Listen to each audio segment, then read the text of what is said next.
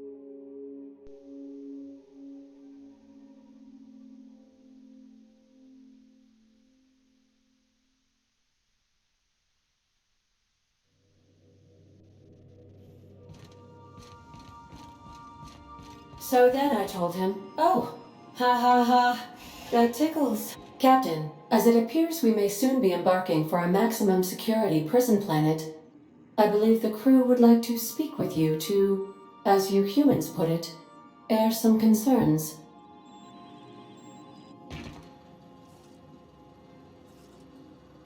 Those Board goons kidnapped Mr. Phineas and hauled him away to Tartarus. How are we gonna get him out? I'm not one for pointless heroism, but the Board's gonna be after us next. We gonna finish what we started? To extract the scientist, you will need to infiltrate the labyrinth. But that course of action is likely to be quite dangerous, Captain.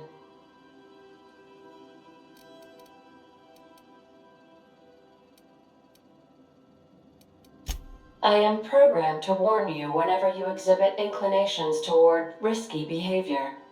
Breaking into Tartarus will not be easy. Let's just do it. Kick down some doors, grab Doc Wells, and cut a path out. We don't need a plan. We got guns. If you really mean to do this, you should see to your final affairs and close out any unfinished business. Once you sneak into Tartarus, you may be there a while. Or permanently.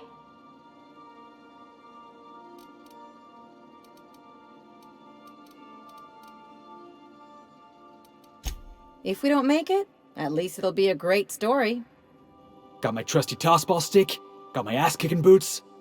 I'm ready, boss. Outstanding. You can count on us, Captain. We're crew. For real crew. That means we got each other's backs. Right? Command not recognized. Waiting on your command, Captain.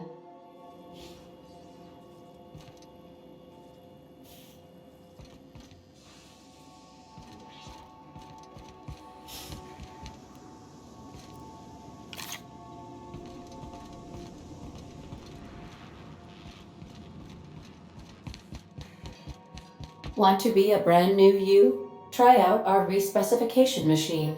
Alex installed it himself, right before he died.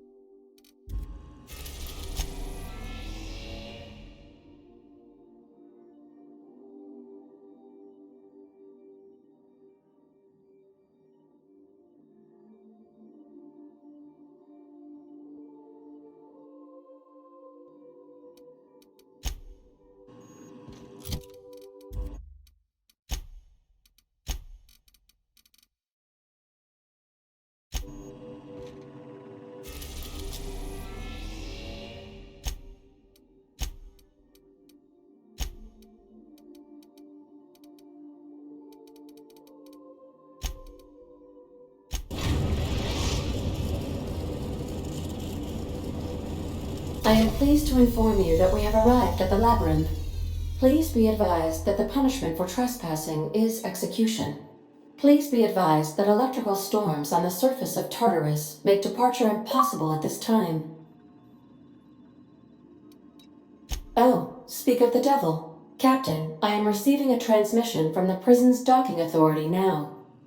Attention, unauthorized spacecraft. This is a maximum security installation.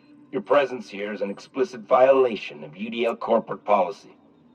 You are hereby confined to your docking platform until a ticket detailing your crimes has been filed and notarized, at which point your vessel will be seized and you will be executed.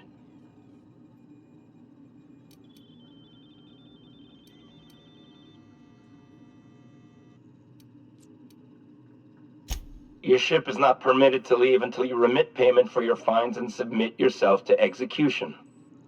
Only after your smoking corpse is thrown from an airlock will we lift the lockdown on your spacecraft. Captain, I would not recommend this course of action.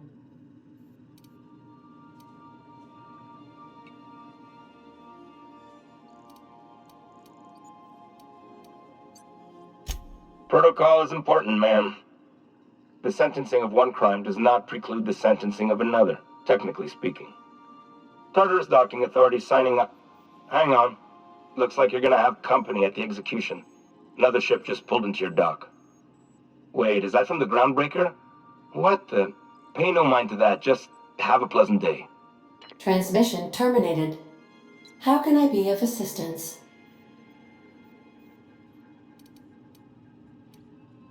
I request you do not wake me if I am sleeping upon your return.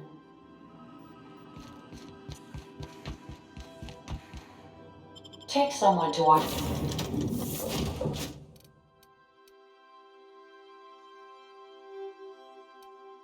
your back.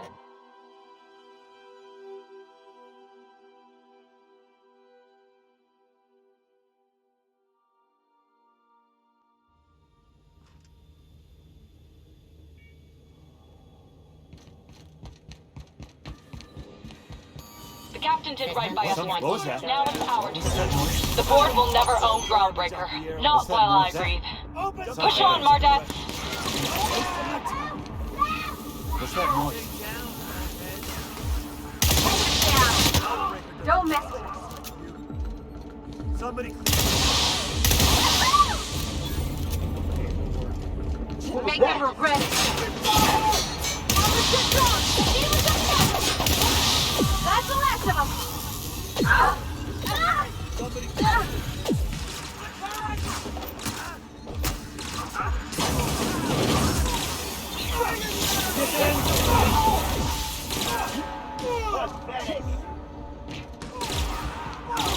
Reloading! Incoming! Bullseye!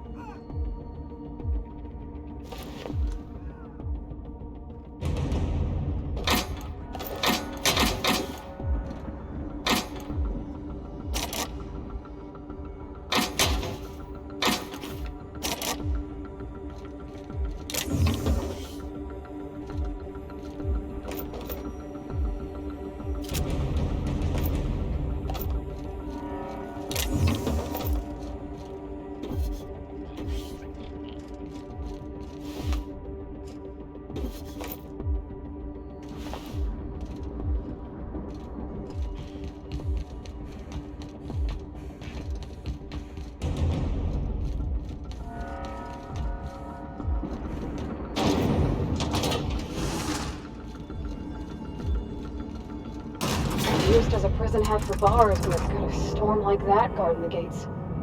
Getting in's one thing. Let's just hope we're able to get out again.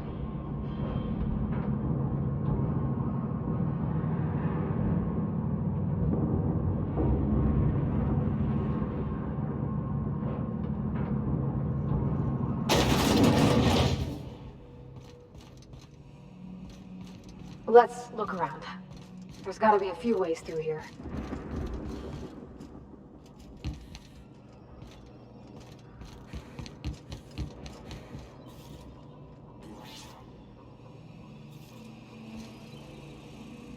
doing this? Sublight has arrived. Hey, kid. A little bird told me you could use our help. I said I owed you one, and I always pay my debts. We're not about to leave our favorite. You're not worth the paperwork.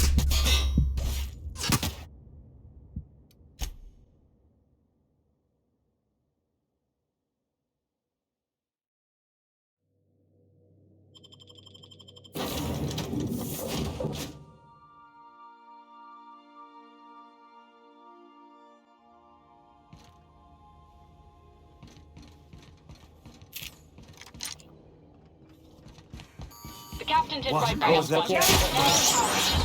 The board will never own Groundbreaker. Not while I breathe. Push on, Mardats. What's that noise? Amazon! Woo! We made it! Wow! Not even a scratch!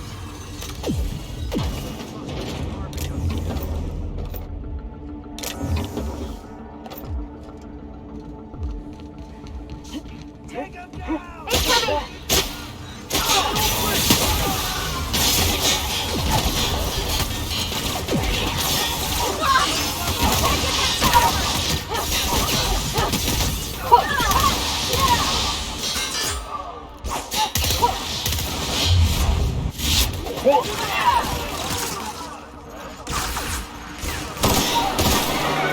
Need trash like you.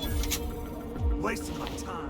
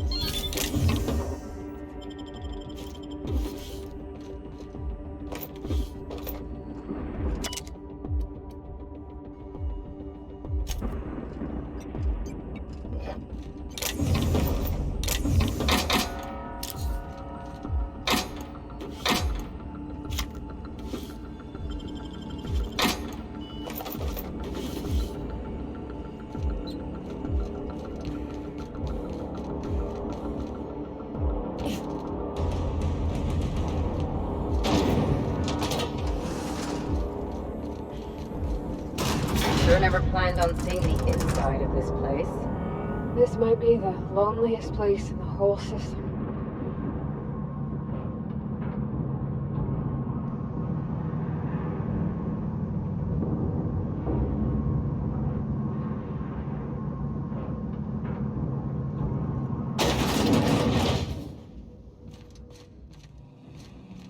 Let's look around. There's gotta be a few ways through here.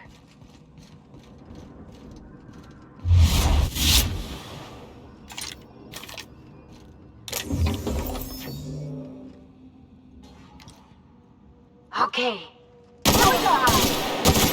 Good job, Cap! Don't mess with Sublight has arrived. Hey, kid. A little bird told me you could use our help. I said I owed you one, and I always pay my debts. We're not about to leave our favorite vice president hung out to dry. Always your contractor. Go bust some heads, and tell him Lilia sent you.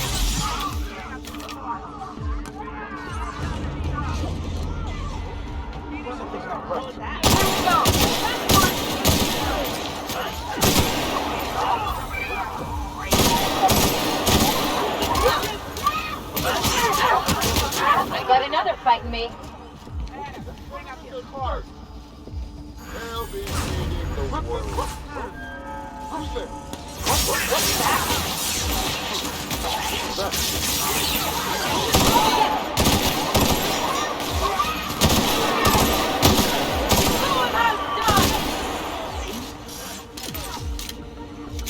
Nice one!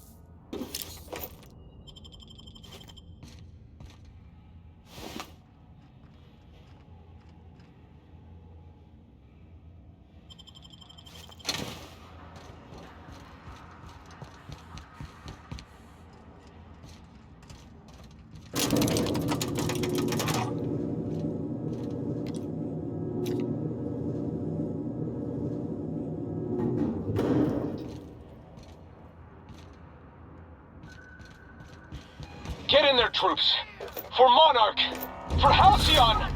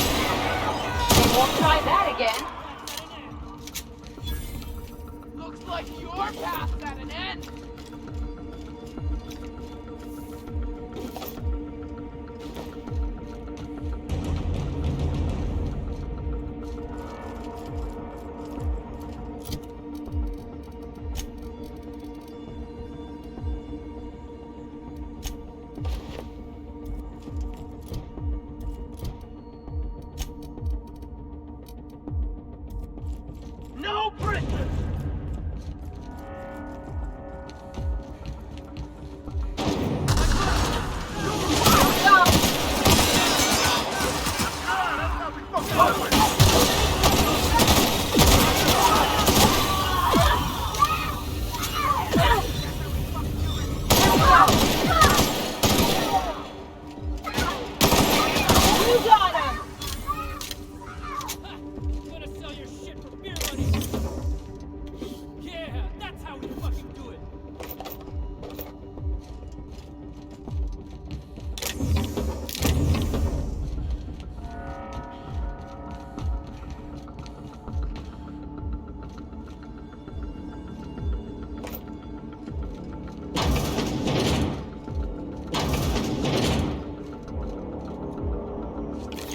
Make him regret it.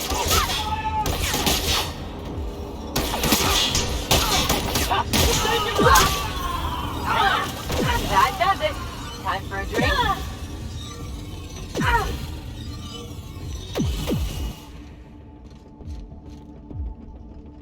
Incoming! Bring him down!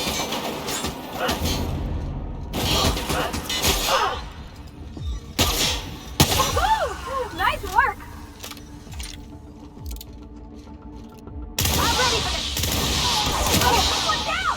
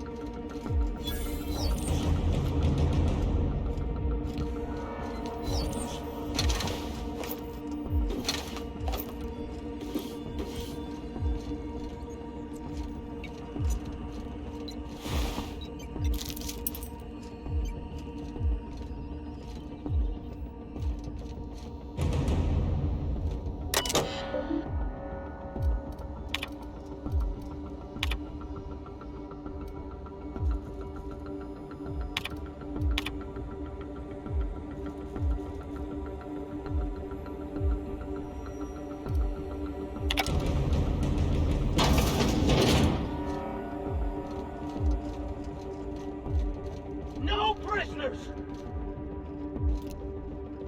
Got the job on him. Don't watch that.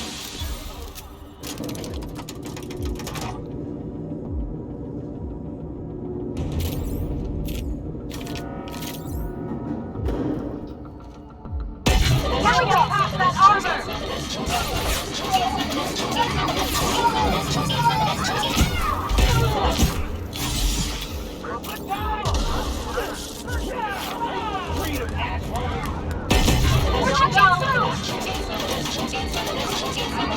Pathetic!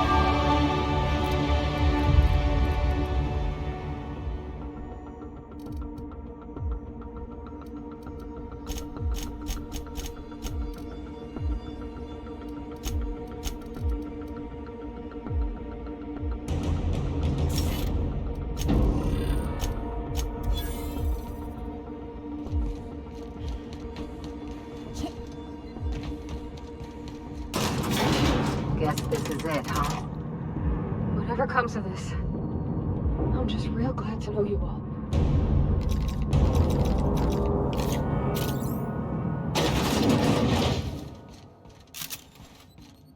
Captain, you have an uncanny talent for complicating my life. You've disrupted the balance of power. You've upset the natural order of things. You've introduced uncertainty, and there is nothing I despise more than uncertainty.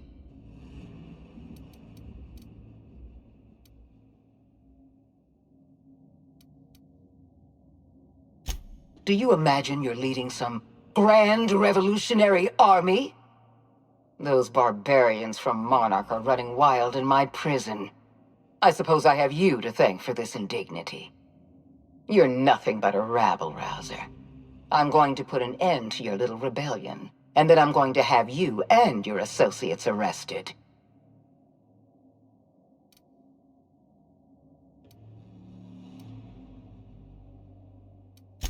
I have no intention of dying on Tartarus, Captain.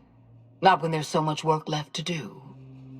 I admit I miscalculated the extent of your influence.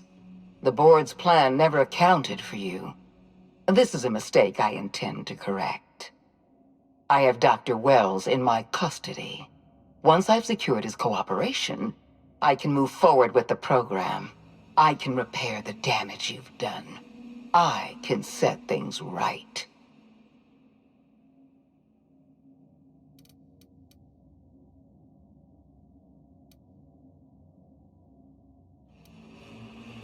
Well, that's mostly correct.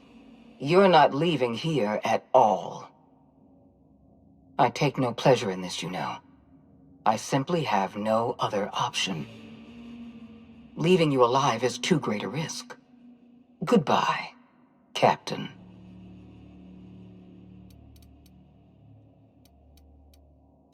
I had a feeling you'd say that.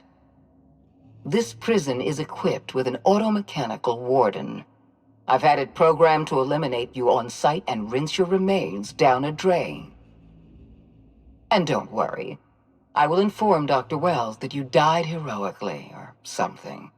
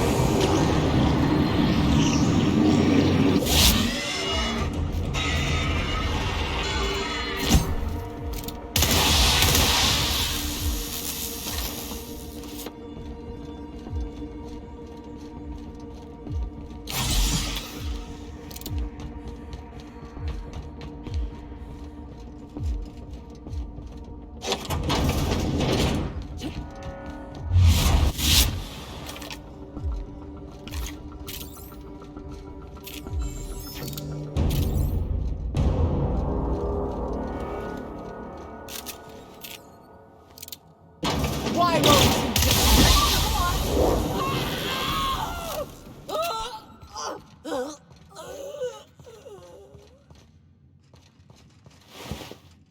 Get me out of here!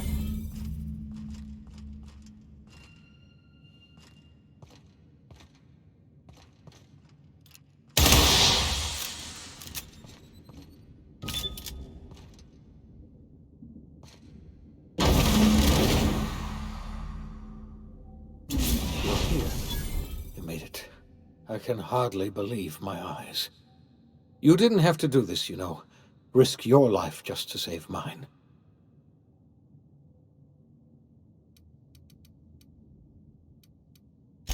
I just hope your efforts were not in vain. You went through a great deal of trouble just for one foolish old man. You've left the board in tatters, but Halcyon is still on the verge of starvation. I just hope we're not too late. You and I are going to have to work harder than ever to save Halcyon. I'm afraid the situation is far worse than any of us ever anticipated.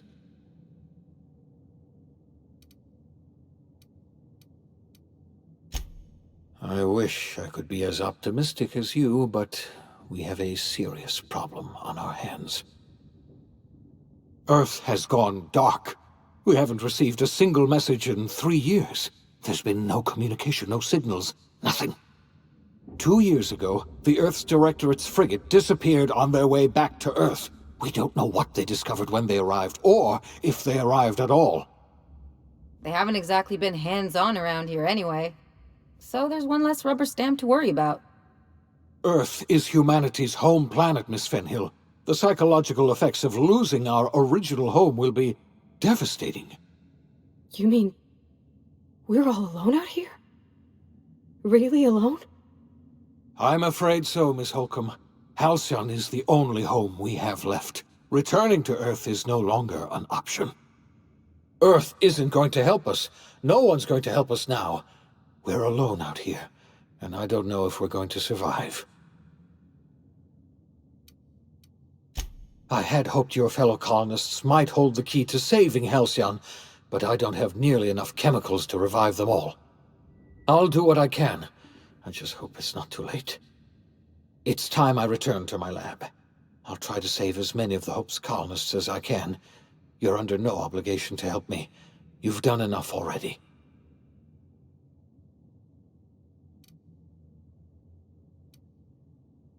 Thank you. I'm going to need all the help I can get. I know I've asked too much of you already. I revived you into a strange and unfamiliar colony. I put your life at risk. I made you an accomplice to my own ends. We were going to save this colony, you know.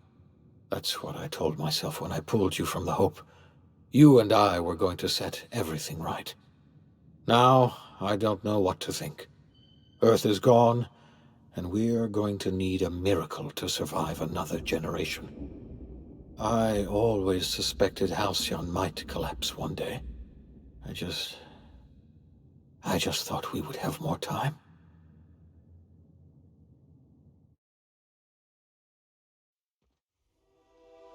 The OSI teaches that everything in the universe happens according to the grand plan. But the stranger that arrived in Halcyon was an unplanned variable. From the moment he landed in Emerald Vale, his actions altered the course of history. The events on Tartarus brought about the end of the Board's authority. But the Board's mistakes would haunt the colony for decades to come. The damage they left behind would require the work of a generation to repair.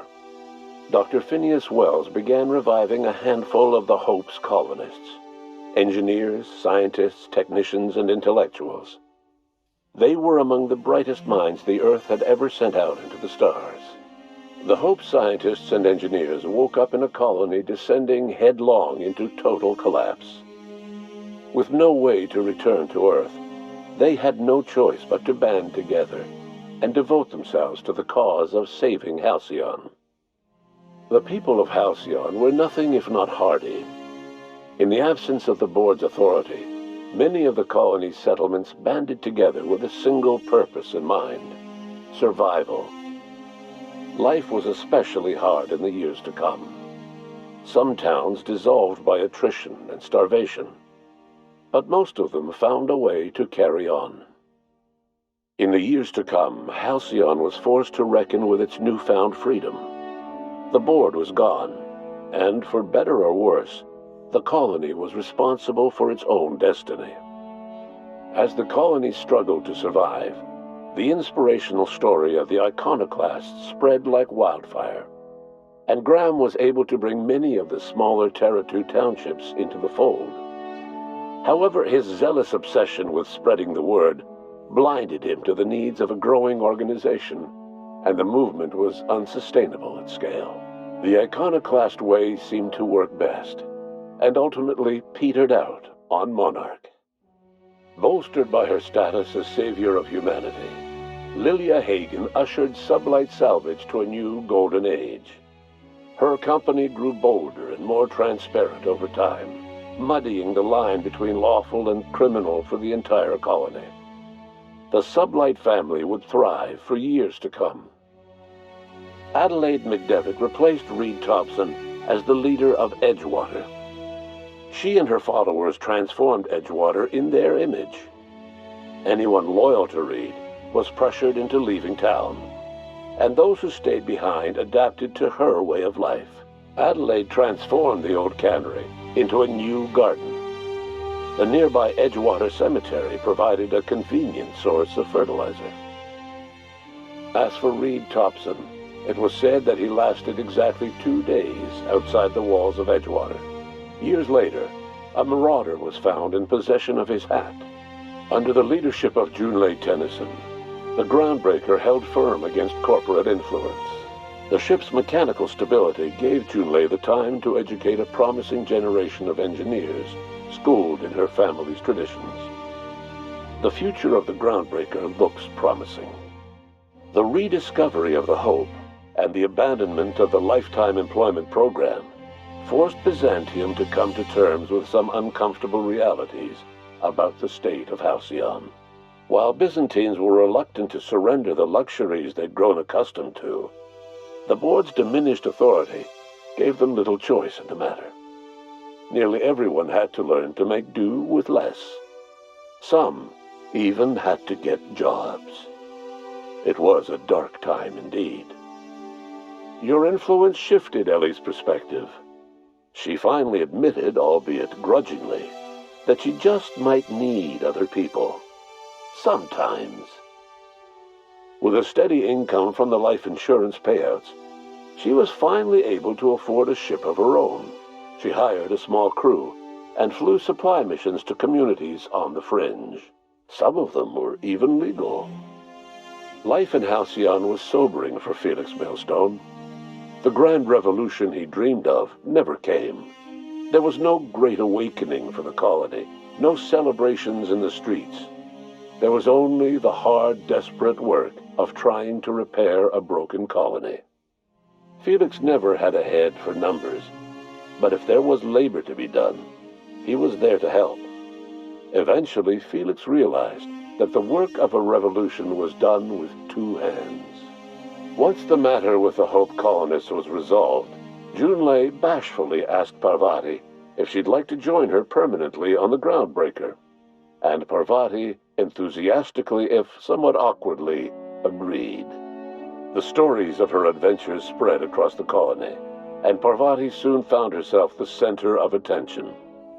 Having served as the engineer of a renowned spacecraft, tramp freighters and wildcat miners sought her out by name. And in no time, she was a fixture in the Groundbreaker's mechanical ecosystem. She and Junlei were never far apart. Nyoka returned to Monarch to take another crack at making a permanent life for herself.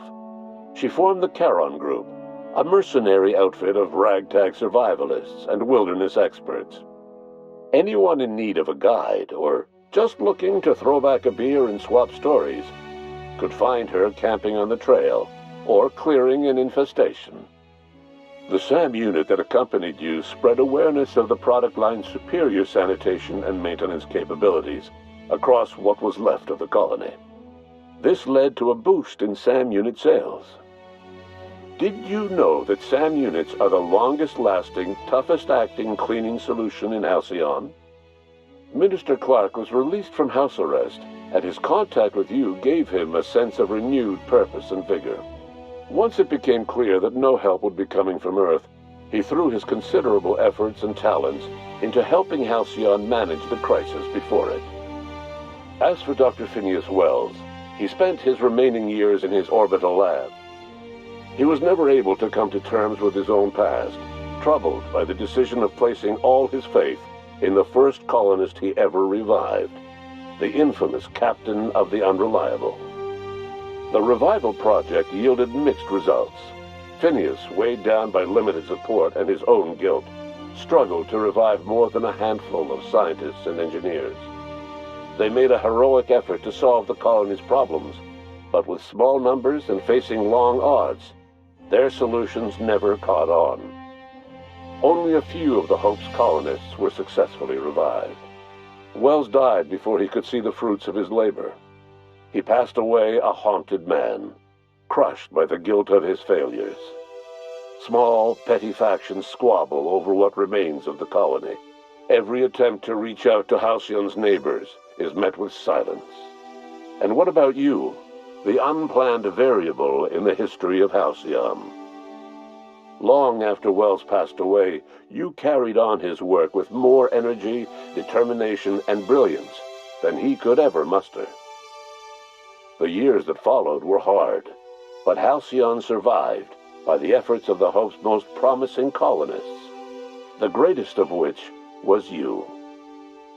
No one knows what's happened to Earth, and no one knows what the future has in store for Halcyon. All we know for certain is this: the name of the Unreliable and that of its intrepid captain will remain the subject of countless stories for years to come.